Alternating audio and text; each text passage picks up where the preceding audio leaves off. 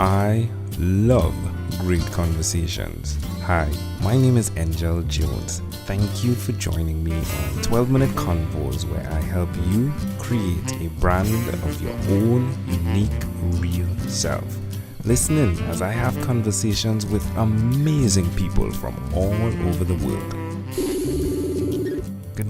Good night, Scott Markowitz. How are you going on this wonderful, beautiful night? I am doing fantastic, Angel. I'm ready to have some fun. Oh, that is great. Tell us, which part of the world are you in right now? I am in Holly Springs, North Carolina. Oh, sweet. Yeah, I was in North Carolina recently. North Carolina is amazing. I loved it. I did love it. Yeah, it's fascinating. It's the AI library, though, got me a bit spooked.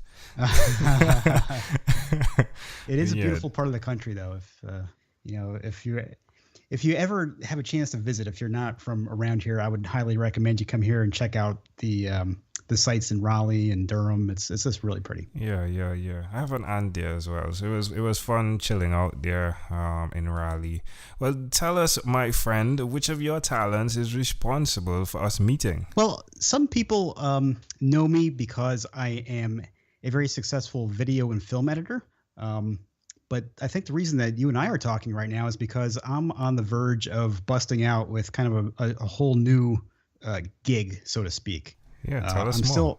Tell us more. So Angel, I'm still the director of post-production for a small ad agency here in the Raleigh Triangle area. But I'm also a podcaster and the creator of the Video Crush, which is a website that is really meant to help people break out of their everyday corporate job and then go on to do something that they're inspired to do. And so what I do is I help people develop the life that they've always pictured. Sounds like fun. Well, you said that to the beginning, right? Let's have some fun, right? That's right. So tell me your journey with such of a scenario where you moved from that to where you are right now. Yeah, so I used to work in Philadelphia for one of the largest digital media companies in the country. And, it was a great place to work. People literally would die to get a job there. I was one of their senior editors. And in that position, I was co-creator of Dinner Impossible for the Food Network, and I helped them develop other TV shows for other networks, including Discovery. And it was a very high pressure kind of position. But at the time, I was there for almost 11 years, and I really identified very strongly with that because I had worked so hard over the course of my career to get to that point, to be in that position where I was in the hot seat and, I was like one of their top guys. But the thing about that was that that kind of lifestyle when you're working in that industry is that it really takes away from your home life, and that's the trade-off that like people who are in that have to kind of give up. They have to make that trade-off. And for a long time, I thought that was cool. I thought I was doing this kind of stuff for my family. I was bringing down a pretty big salary. Mm-hmm. And, like a lot of people identify so strongly with their careers that they're like, this is who I am. This is what I do. I'm making all this money so my family can do the things that they want to do. But it wasn't making me happy, and it kind of came to a head when I was working on a big project for a client that was it was somebody that the company was like trying to entice to come in to do more work. And it was a big agency that we were working with.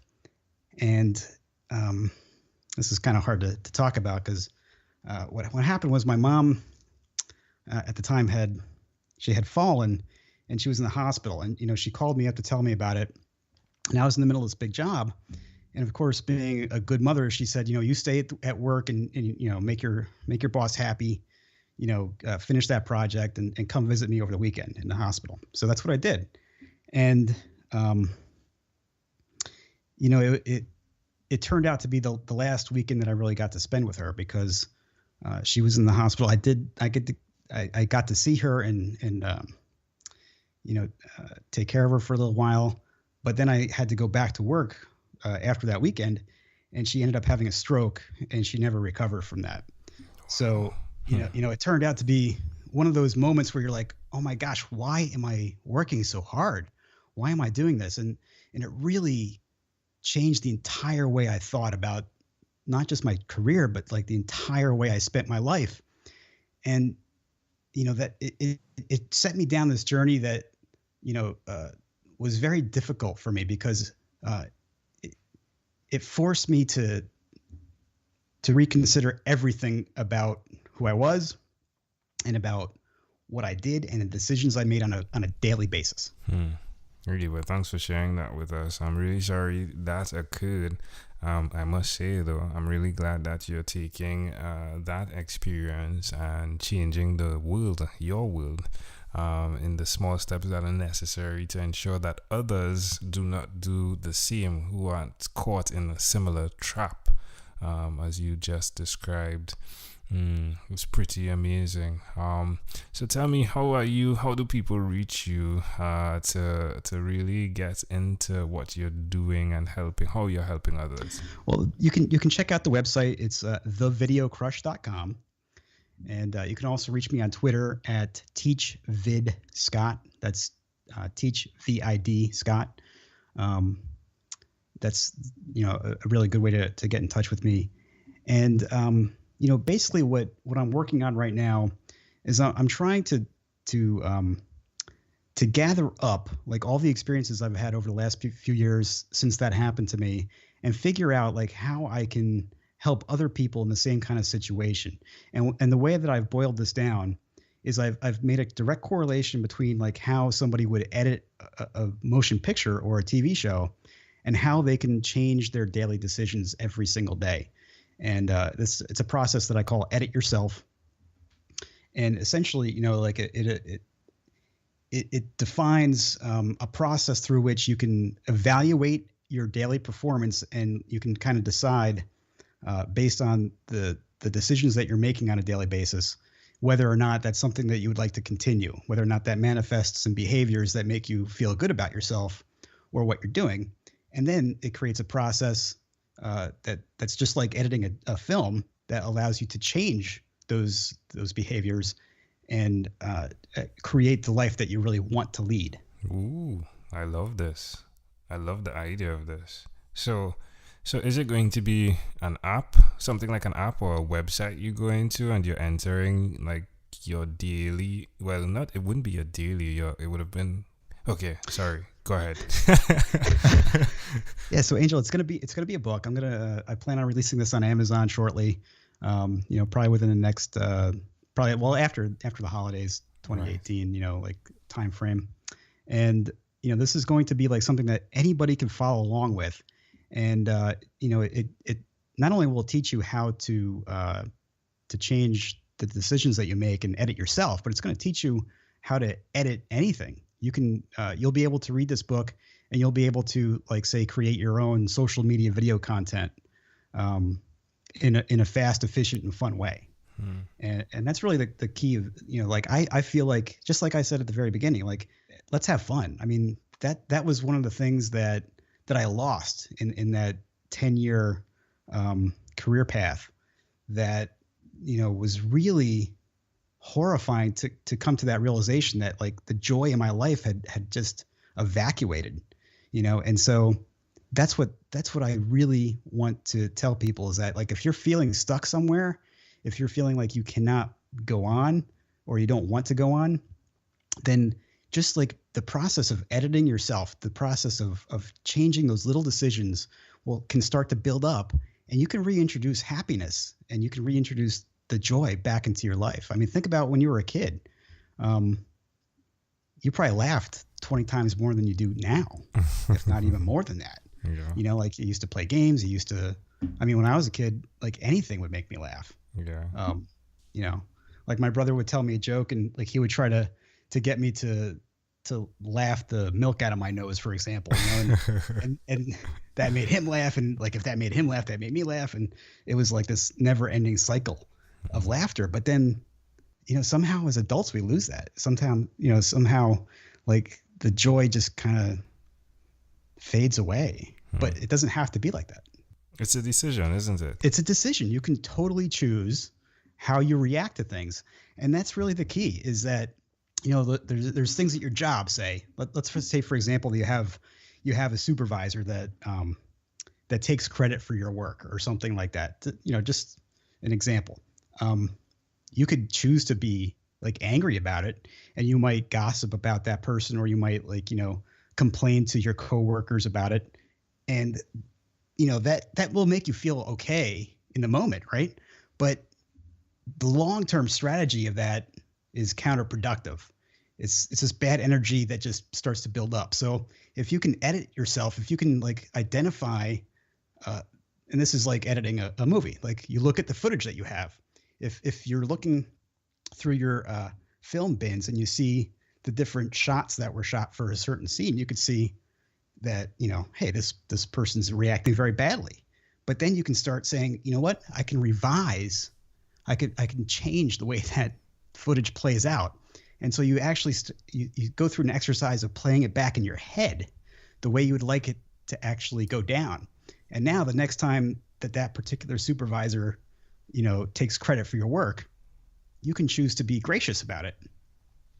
And you can play back what you've practiced, in your head already.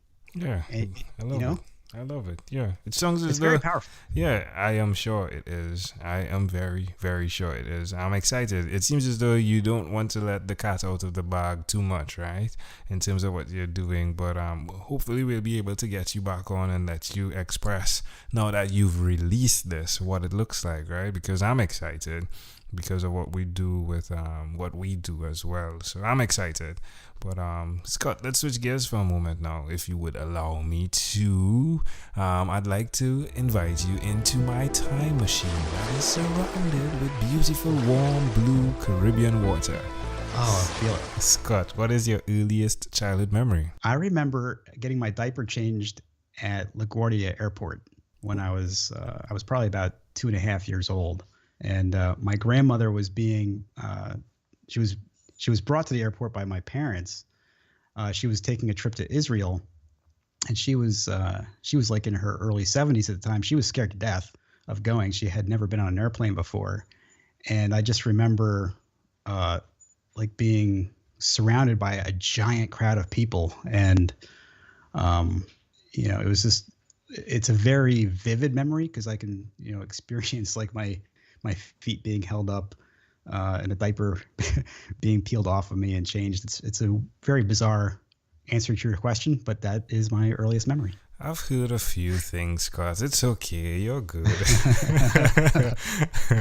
So why do you think this memory is so clear? I think it was such an experience that touched on all my senses all at once. Like it was a very bright place, because like there was all these giant picture windows at the airport and all the sunshine was streaming in.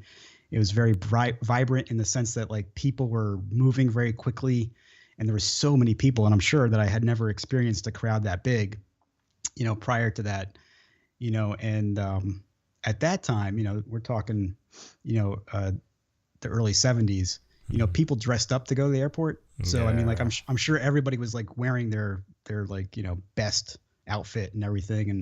And the noise and the food courts, Yeah. the aromas that must have been there. I probably was smelling food that I had never experienced before. So, plus the emotions of my grandmother, I think that made a big impression. Well, can I offer an interpretation to the thought picture you created in my mind? Please. Yeah. I'd love to hear what you think. I love the fact that you are an editor, and the way you edit is that you fully integrate everything that's going on. However, there's a focus. That's right. And you did that. At that age, you were able to have everything coming in, but still focus on what was going on with you first. So your diapers are being changed. And also your grandmother, the emotions that you want and need to get captured in said video editing like you do. I think you're totally right. I never thought of it that way, but that's a huge insight. That's awesome. And that's another thing about editing is that it's all about the emotion. And every scene that you edit, the goal should be to move the main character from one state of emotion to another. Because if there's no transportation of emotion, then the scene will just feel flat. Yeah. You know, so like that's always the goal. Yeah. That's always So, what you're trying to do. wet diaper, dry diaper, sad baby, happy baby, Exactly. sad granny, happy granny. So I love that. If we fast forward to when you were 12, what was your favorite song? Oh, when I was 12, I would say it was probably Baba O'Reilly by The Who. Yeah, The Who. Yeah. So it's amazing how these names connect. I'm really amazed by it. It's definitely The Who, right? Like when you're editing. Definitely The Who. Oh, well, we have arrived at our destination, Scott. Before we get off of this time machine, though, there's a small declaration form. So it's yes or no, possibly a bit more. We're going to go pretty quickly here, Scott. Scott, have you chosen someone to pass on your skills to? Yes. Are you married? Yes. Do you have children? Yes. Do you believe in God? Yes. Do you have an inner circle of friends? Yes, I do. Do you watch TV for more than 3 hours a day? Oh, no, I don't. How about 3 hours a week? Probably close to 3 hours a week, yeah. What about screen time, the phone and or the computer? Is it more than 8 or less than 8 hours a day? Well, unfortunately, that's how you edit TV and film nowadays. So yes, it's a lot of time in front of the screen for me. Scott, after 1001 conversations, I came up with something that's similar to yourself, but the name of it is yours, and it stands for your own unique real self. Connected to that, there's your own unique real statement, right? If you had to share with us, Scott, your own unique real statement, something that represents who you are, what would you say that is? I'm trying to develop the life that I've always pictured. Wow, love that. Hey, Scott, this was a great pleasure. Before you leave, is there anything else you'd like to share with our amazing audience? I'm going to be starting up a newsletter pretty soon. So if you head over to thevideocrush.com and sign up, I'll be sending out weekly information about the progress of the book and about little tips and tricks I have for both editing and for trying to develop your happiest self. So check that out, please. Scott Markowitz, hey, this is a great pleasure. Thank you so much for being on what is inspired by 12-Minute Convos with Angel Jones. Hey, thanks, Angel. Awesome. Thank you for being on 12-Minute Convos with Angel Jones. Stay tuned for more from our advertisers. Diabetes is a mountain pandemic. It's a disease that's not acute but chronic. Similar to this rhyming method, I have simplified the definition, the signs and symptoms, and the complications of diabetes for both adults and children in my books, Poems for Patients, A Focus on Diabetes, and The ABCs of Diabetes for Children. These books are available on Amazon.com, and for more information, you can visit my website, poemsbyaj.com. That's poemsbyaj.com.